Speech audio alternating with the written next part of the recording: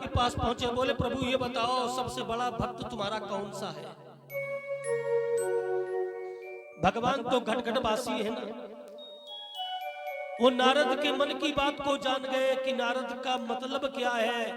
नारद का मतलब केवल यही था कि भगवान कहेंगे कि नारद तुमसे बड़ा कोई भक्त नहीं है।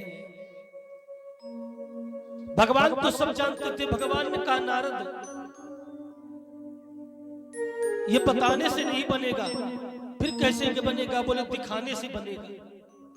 तो बोले चलो प्रभु दिखाओ। भगवान नारायण नारद को लेकर के चले, इस मृत्युलोक में आए। तो एक किसान बैलों से खेत जोत रहा था। बैलों से खेत जोतता हुआ जब दोपहर हो गई तो बैलों को घर में लेके आया। घर में ला करके उसने बैलों को पानी पिलाया, फिर बैलों को भोजन दिया।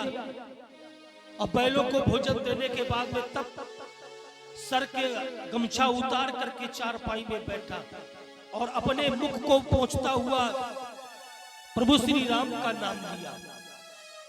भगवान ने कहा नारद यही मेरा सबसे बड़ा भक्त है, जो सच्ची ईमानदारी से अपना कर्म करता हुआ 10 जीवों का पेट पाल रहा है और साथ में मेरा नाम भी ले रहा है। नारद जी बोले बाप रे, एक बार इसने नाम ले लिया तो इतना बड़ा बखान, और हम तो हर सांस सांस में तुम्हारा नाम लेते हैं। हाँ, हर श्वास में तुम्हारा नाम।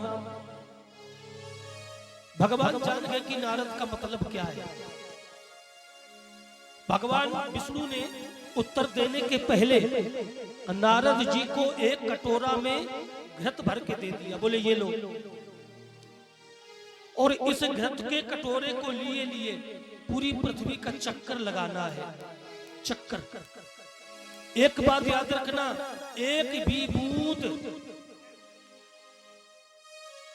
इस कटोरे से नीचे न गिरने पाए, और अगर एक भी बूंद नीचे गिर गया तो पूरी पृथ्वी का नाश हो जाएगा।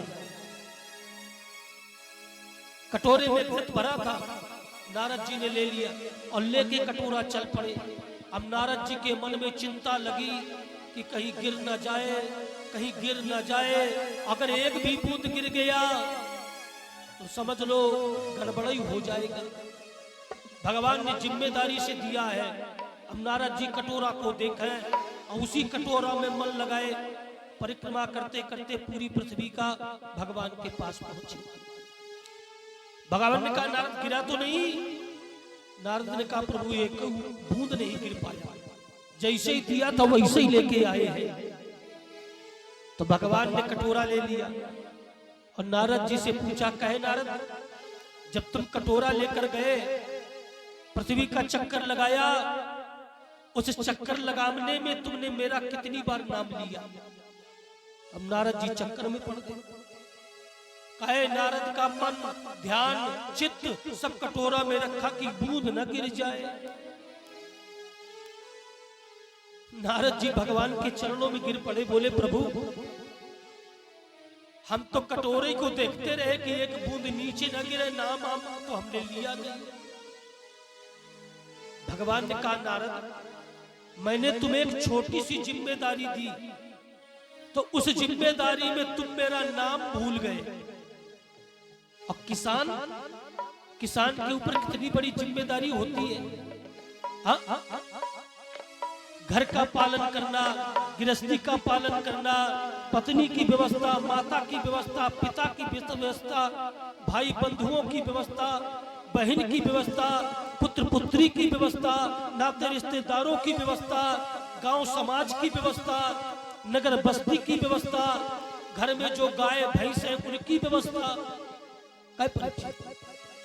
इतनी व्यवस्थाओं को करता हुआ फिर भी मौका पाते ही मुझे याद करता है, मेरा नाम लेता है नारद। उससे बड़ा भक्त और कौन हो सकता है। आज नारद जी भगवान के चरणों में गिर पड़े। मेरे कहने का मतलब अगर सबसे बड़ा आश्रम है तो वो है गृहस्थ आश्रम। गृहस्थ आश्रम में रहो, धन कमाओ, परिवार वालों को सुविधा दो, लेकिन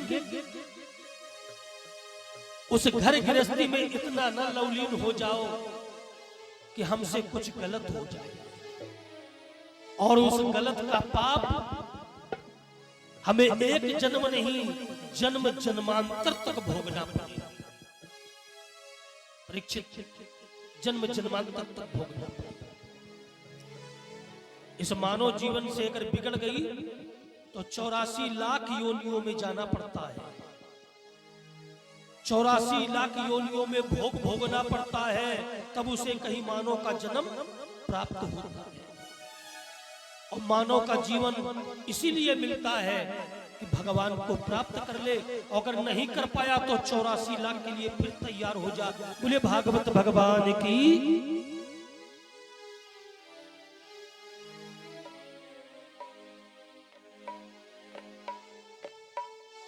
ये सब परब्रह्म परमात्मा की ही कृपा है।